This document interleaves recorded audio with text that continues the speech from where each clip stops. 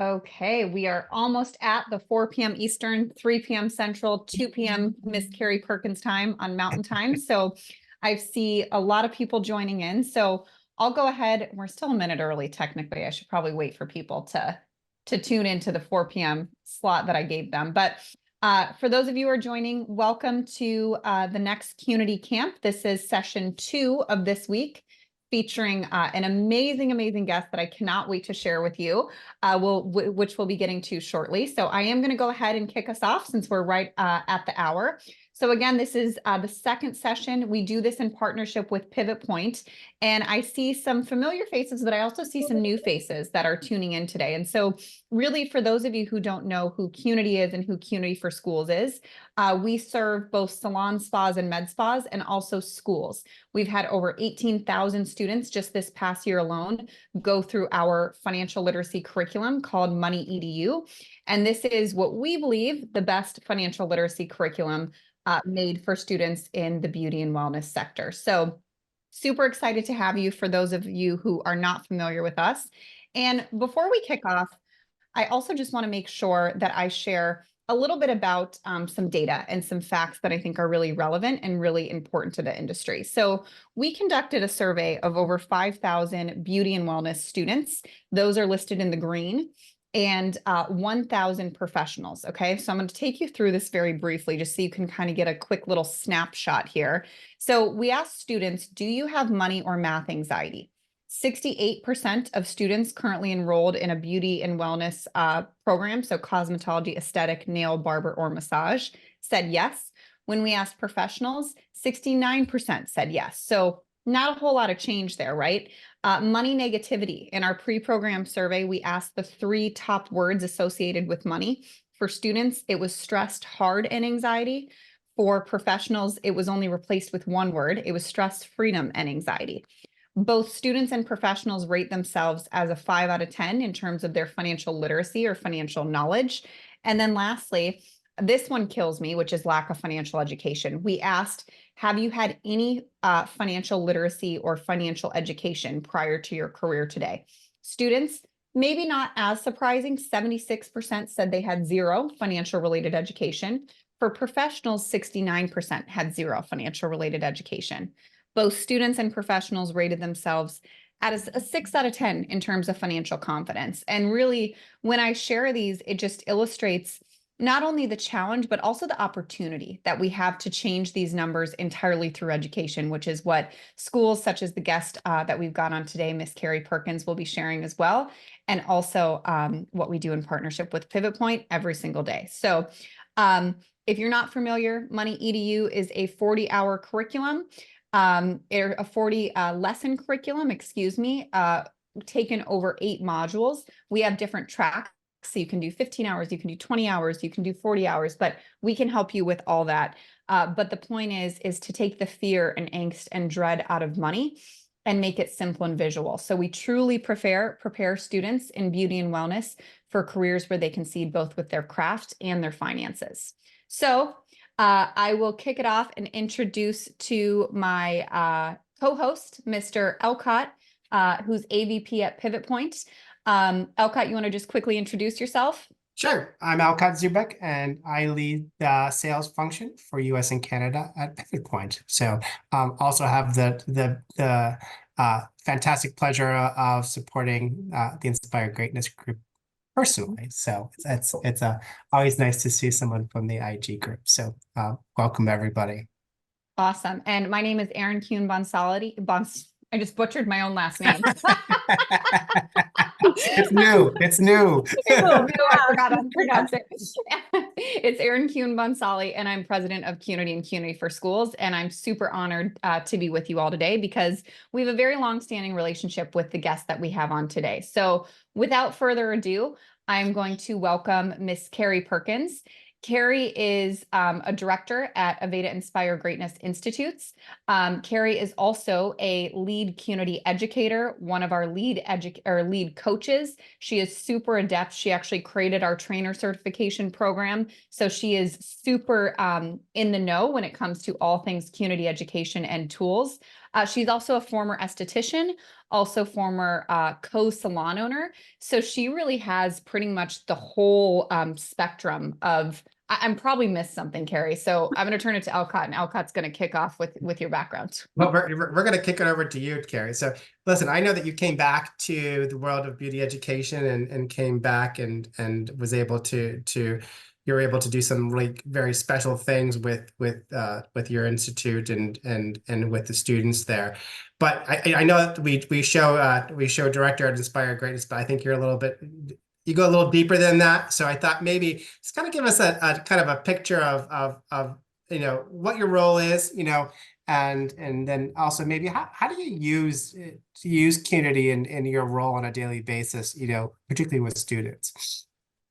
Yeah, so I do have to say there was a time where I was full-time with Cunity, and it was a really hard decision to leave Cunity full-time and take this incredible opportunity because of my past and knowing what I just had a lot of knowing and a commitment to making our industry even stronger. And I felt like the school level is what where we needed to start.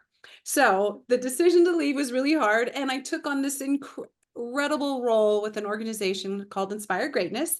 And my title, and you know how titles are in roles, but my official title is Global Director of Student Experience and Training. So I oversee our 5 campuses, our education, really what is the student experiencing from the time they find us until they're in the industry. So from enrollment to alumni. It's like my role to ensure we're offering the best experience. Love the title. That's brilliant. That's brilliant. I know you were heavily involved in the kind of layering in the community content with Inspire Greatness in their curriculum, and you've done a lot of unique things. But can you kind of just share how you're using the program right now, particularly how you layer that into an actual day in the life of a student, and also how you use it, maybe just for individual coaching as well. Well, so how we use it is from day one, we actually use it as an enrollment, encouraging enrollment, right? It is a point of difference when parents are walking through or students and like, and you get this as a part, like you're going to be licensed, but you're going to be lethally licensed in a sense, like you're going to know what you're doing. So in admissions, we start there. The first day of education, day one, we introduce the 3 whys and we go into the benefits of understanding money. So day one, we're using tools to get confident that we're not just going to teach you technically. So they learn it there. Some of our campuses deliver it in a different way. We use it in DE, we use it in classroom, live classroom, so distance education, where they come back and the next day the educators are unpacking it, walking through their home play, their work. And then some do it live and they use it as interactive. I love the versatility of the program because it can fit any of our classroom with our PM programs, daytime. I'm kind of a little bit all over the place because that's how versatile this is. So for the student, they're getting it virtually or live. We have a workbook. We did choose a workbook. It was really important. I can share the experience around that. Personally, I've used Cunity and the practices for over 13 years within my business when I owned it. And money, even it was 10 years, 11 years later, and I was like, wow, I wish I would have had this with my team. So it's always evolving because money is such an intimate, personal conversation, so many beliefs. So how do I coach with it? We have coaching tools within our program that students they don't typically will talk to me, but can coach with their educators around it. Lovely. Very cool. Yeah. I think we're going to dig into this a little bit later, but going to a workbook is very unique for Inspire Greatness, right? So going to something it's very unique, but there's value behind it. So I think one of the things we want to talk about today is what that value is, and I think Erin will dig a little deeper into that with you today. So that's Yeah. Carrie, I have kind of a 2-part question for you. I think you have a really unique perspective on this industry because you've been a salon owner, because you've been an esthetician and a service provider. You've also been a solopreneur. What I also didn't say is Carrie actually had her own practice doing aesthetics on this. You might still be doing it. I don't know, because I know you have such a deep passion for it. Carrie's like one of the most passionate people you ever met. And by the way, thank you for saying that, Carrie. We love you. And Carrie's still very involved in community. So she's still very much a part of the team, whether it's full-time or part-time. So we're just glad to have you here. But again, back to your role, you have such a broad spectrum. And as you shared, when you decided to take on this role, it was kind of your last kind of piece of the puzzle to be in the school environment. And, for a while, this was always what we felt was the missing piece, was instead of teaching salon owners who may be, in their end years of their career about finances, why aren't we teaching it to them now? And even some of the other elements like the money in module where we talk about 2-number growth and how to build a business and how to track sales. What are some observations that you've had, just in all of the different elements of your career now working and being back with the student and also educators and parents and, just general observations? I think one of my biggest takeaways from owning a business was watching people fail.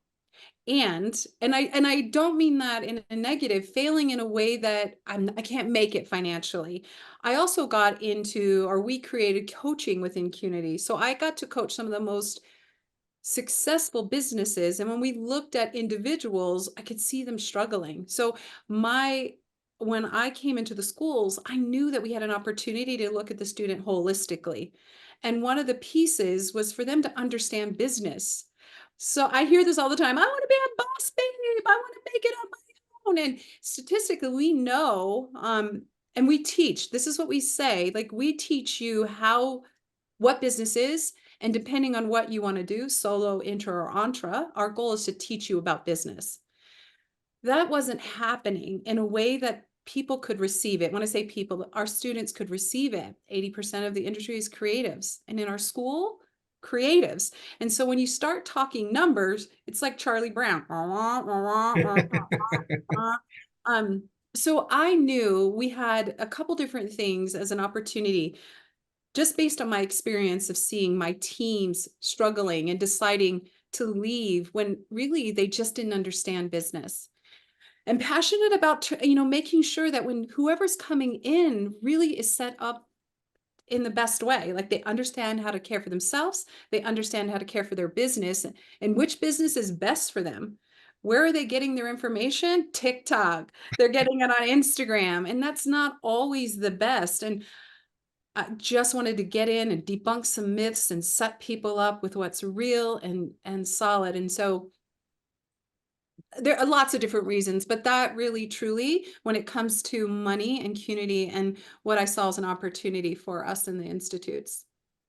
Yeah, I mean, it's the lack of financial acumen and, tied with that is business acumen too. And I think, but to your point, is doing it in a way that is designed for a visual, creative, emotional, intuitive learner. And that's really, what the purpose of Cunity really is. And so making it simple and visual. Speaking of simple and visual, you are very familiar with all the things related to Cunity. Those are 2 of our success principles, by the way, as a company, simple and visual. So we truly operate off that. And many of you, depending on if you're users of Cunity or if you're users of the program, there is one foundational Cunity tool that is kind of like our hero tool. I think Alcott's going to model it for me. But you see it. You see it. No, There it is. oh, kind of, yes. Yes. So it's a simple grid-based tool, okay? And this is really one of our hero tools. Carrie knows like the dozens of tools that we have, but that's kind of our simplest tool. And really what it is it's a 3-part visual thinking tool that can be used in one of 3 ways: a mind map, a storyboard, or a step-by-step. And it's really just designed to take what's up here and get it out onto paper so someone can get unstuck and into action. Carrie, I know, and that's really how all of the lessons are built throughout this program. And Carrie, I know you incorporate this tool from the get-go at your school and some other Cunity tools too. So can you start out? Oh, yeah. Day one, we introduced Day one. Okay, so tell me, how do you use that tool? Because that tool is also available for educators to use, for leaders to use, and it's really powerful, I think, in the classroom. So I'm curious how you use it. I'm not sure how everyone experiences the first 2 days, 3 days of school, but a lot of students have a lot of anxiety and they're scared, they're introverted in the experience. So we use the tool to help them. We guide them through and we use a storyboard. So the process is 3 things across the top and and columns and rows to figure that out. So we ask them to answer 3 questions. They have to tell us why they started school. They have to pick images. So they pick these pictures, use these images. We call them Q picks at CUNY. Tell us about you. And then they have to draw what they do on their day off. So we use this 9 grid as an icebreaker. And when they're filling it out and they're using all parts of their brain and they stand up and share, we get connected quickly. And what usually takes weeks to get teams or students to connect with each other, we're seeing it with right before lunch. They're sharing so many things. They're walking, me too, me too. So we use it as a connector, day 1. We use it in class. Oh, you want me to pause there? Erin, did you want to say anything? Or do you want me to keep going? No, keep going. Keep going. So then at the end of the first day, we do another group 9 grid. We use a mind map. So a mind map is you put a thought in the center, and then we ask the students, what did you learn today? What were your best takeaways? So now they're working as a group, because getting people to talk to each other. So now they're working at a group and writing in 8 things, and then they share back. We do that a couple times through our orientation. Educators are using it in classrooms, so it's a great way to bring. And then we also have time we have an orientation journal, and in their journal, they have some 9 grids that they can reflect whenever they need. We're giving them tools on how to get out of their head and get focused. I love that. And then also you're teaching them that this tool is a solution for many things in their life. So it could be your go-to. So if you're mapping out the purchase of a new home, or you're going to map out, where your career path takes you, and, all of those things, whether it's a goal or whether it's a process. I think that's getting people used to using it. I know that I don't know like what I did before I got these community, and I'm down to my last pack, so I'm just going to put that out there to Erin. So if you want to say anything, but I think that's great. I think that the more you practice using that tool in every part of your life, I think it's fantastic, because it is a game changer, and I love that it's a hero product for you guys. So let's talk about the workbook, right? Because a workbook is kind of a, it's a different thing for Inspire Greatness to bring in a workbook, right? And so I remember when Erin and I were talking about it, we were like, it's really interesting that like there's a value in this workbook for the end user. And so maybe talk about what the community workbook, how has the community workbook changed the experience for the student, and how has the community workbook kind of changed the way that the program is rolled out and embraced? Yeah, I want to share that you speak of it's unusual, or it's not the norm for Inspire Greatness to have paper. We try to be paperless and Right. Yeah. be aligned with environmental. And in this case, we had to make a decision. Is the student learning, is this going to impact in a positive way? And how do we offset, right? Like it was a conscious decision, because we knew that students needed to write. There's lots of studies of putting, our thoughts on paper, and retention of the information and engagement. So from that moment, oh, hi, Julia. From that moment, I just saw in the chat, love the workbook. We experienced in the beginning, the engagement wasn't what we knew it could be. And there was a lot of feedback from students, not every student, of course, but they wish they could have it so they could write. And so we use the tool as a retention tool, an engagement tool, and saw the increase of retention of information and students really and impacting their learning experience. So it's invaluable. And now it's a part of their kit. So we use it as a study guide, and some educators will have them write in, others allow them. So it is really up to the educators and the campuses to decide how they're going to bring it alive. But it's been instrumental in impact and engagement. I think it's really interesting, because we often talk in today's educational environment that digital sometimes comes first, right? And so the world is shifting to digital. But when it comes down to it, there is the act of putting pen to paper that allows you to transfer that, and it creates a different experience with that. So I see where the value is, and I see that if you're going to make a decision about what's right for the student versus paper, it's a no-brainer, right? So congratulations. And you guys are maybe, if I'm not mistaken, the catalyst for helping to create this. Am I right, or am I wrong with this? Oh, you're 100% right. Yeah. IG asked for this, Carrie specifically, and we created a workbook. And it was interesting because we didn't have a lot of school. We had a couple schools, but not a lot of schools really asking for a physical paper-based workbook, right? Of course, it adds more cost. It adds the paper element, which is another level of kits. But to your credit, since we created that workbook, it's been really transformative for schools and the learning experience. And, Carrie, I know because you're so familiar with the CUNY methodology, when we're working with right brain dominant people, right? Emotional, intuitive, learn by doing, creative, or identifying as visual learners, which, by the way, the survey that we did on Are You a Visual Learner? Do you prefer to learn through images and photos? Over 90% of beauty and wellness professionals said yes. And part of that element is seeing and doing. And the pen to paper is kind of hard. That's kind of a big takeaway for a learner like that, if you take that element away and have them go fully digital. And it was something, it was interesting for us because that kind of went contrary to how we've delivered things in the past to not have a workbook.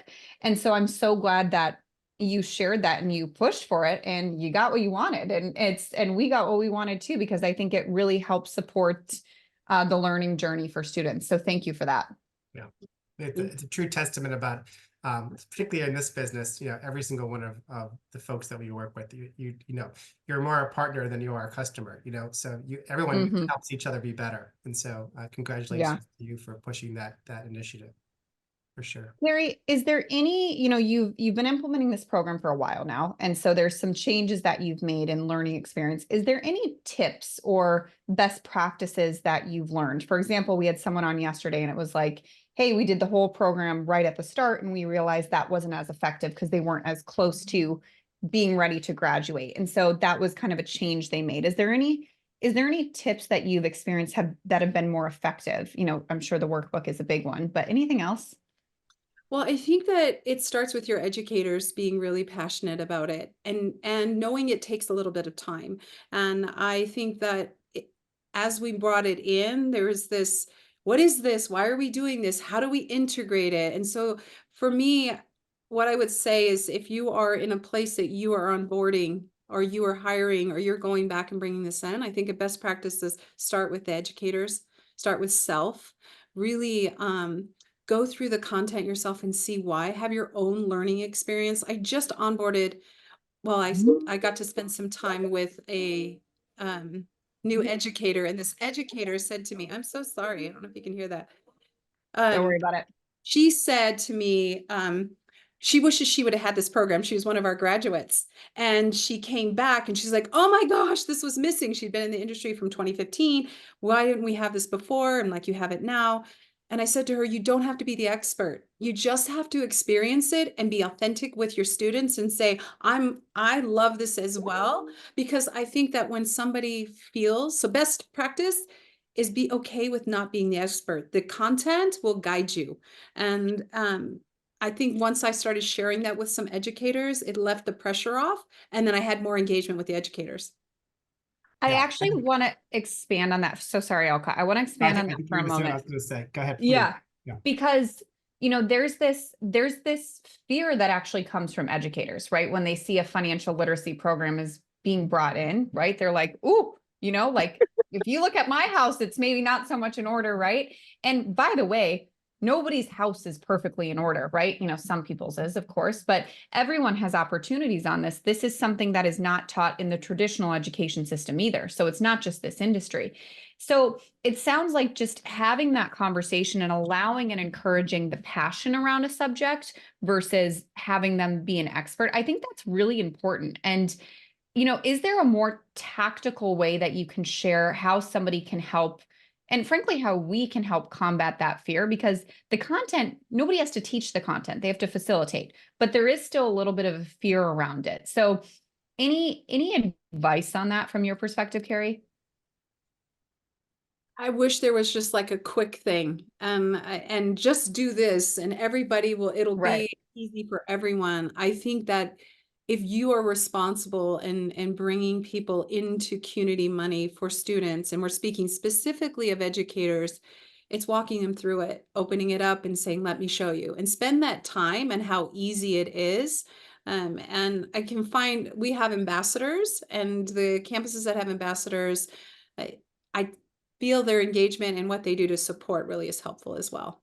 Yeah. Ambassadors is a huge call out too. That's a program where there's somebody in the campus that is really responsible for helping to model and drive engagement. So thanks for that, Carrie. I think also let's not lose sight of the fact that whether it's intentional or not, your educators are also getting a skill set that maybe they didn't have, and so they're going through their program, they're being open-minded about the program, and maybe the program can be a game changer for them individually, because they're maybe they're getting the education that they never got from their family or from friends or from like the person that just came back from school, so it's like there is a byproduct here that maybe isn't intentional, but kind of intentional, that they also get the education on their own, which I think is also a powerful thing. Well, I can give you things around that. Yes. Educators reaching out. One real quick. I had an educator who was a PM educator, and how she delivered it is they watched it the evening, and then the next day they came back and they talked about it. And she said the first time she was just real silent. The second time she started making changes with herself. The third time through their entire program, she wrote me and just said, I can't believe the differences in my life. Thank you for making me love this. And I left it. I didn't make you. And she joked back, like, can't help if you really just go through the process and learn. So you're right. There is a byproduct. We're all learning as we go through this particular program. I love that. Love that. All right. One final question, because I know we're close to time here. Carrie, what's your favorite module of the program? Mindset. Money mindset. Okay. Number one. Number one. It all starts with mindset. 100%. You've got to start there, and always go back to it, right? So from the beginning. And I love Nicole Cumberlander in the video, and we use it in orientation. And we had a student that was featured in a video that you guys, that CUNY did, Greg, and how it's changed life. So mindset and then stories, like what's happening, are my favorite. Mindset and stories. Yeah, it totally starts with mindset. That's why anytime I was just in a school yesterday and I was doing a kickoff, and, I thought really intentionally before I started, sometimes if I'm local, I can go in and do an on-site. And I always start with mindset. Alcott, you saw me speak at Serious Business. I always start with mindset because nothing else matters. I always joke, I'm not going to start with taxes. Could you imagine, the look on the faces, or budgeting even, it's like, it's boring. We get it. They want to be learning about how to cut and color or style, or, whatever their craft is. And so we've got to make it fun and also meet them where we're at. So that's one of my favorites too, Carrie. I love it. Well, before we wrap up, first of all, Carrie, thank you so much for giving us your time and your energy and your example. I think everyone on here can learn so much from your expertise and also what you've done with IG. And so we're really just honored to have you. So thank you for spending your time and being so willing to share. Anything you want to say in closing, Carrie, before I wrap us up?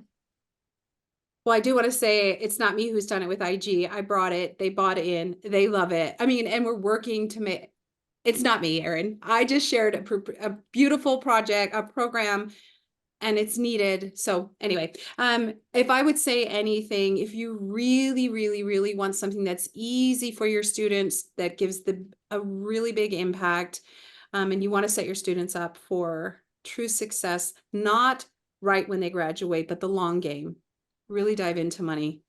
And Erin, if anyone ever wants me to walk through some other things, I am open to help and serve. Oh, I will call you again. You know that for sure. So thank you so much. And so for those of you who are on and who are not using the program and want to take a deeper dive, I've got this link up, so feel free to scan there. And that's accessible for you at any time, or you can go to our website as well. And if you want to stay connected with us on social media, we try to post, more examples of real life learning in schools and, some of the other fun things that we're doing. So stay connected with us there. And with that, I love it when I'm on time or before time. We're at 4:28 or 28 after the hour. So thank you all so much for listening. Carrie and Alcott, thank you for both of your time. And we will see you tomorrow on our session, where we have a great guest from Paul Mitchell School in Florida. So we'll see you tomorrow, same time, same place. Carrie Perkins, thank you so much.